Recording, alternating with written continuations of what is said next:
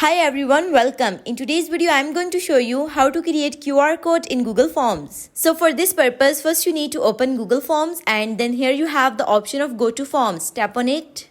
After clicking on it, this type of page will appear on your screen. Here first you need to open any form from recent forms which you want to open. So here I open this form.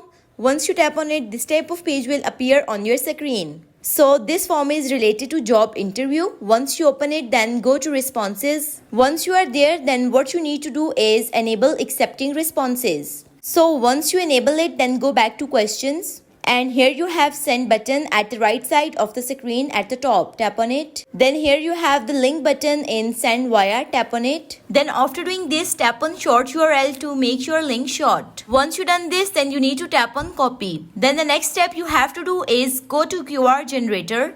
So here you have to search for qrgenerator.org. Once you tap on it, then this type of page will appear on your screen. Here you have your URL link bar. Tap on it and paste the link which you copied. When you paste the link, then on right side of screen QR code will appear. You can color it, design it and make any changes which you want to do in it. So here's the QR code which I create in Google Forms. So that's how you can create QR code in Google Forms. So that's all for today's video. Thanks for watching.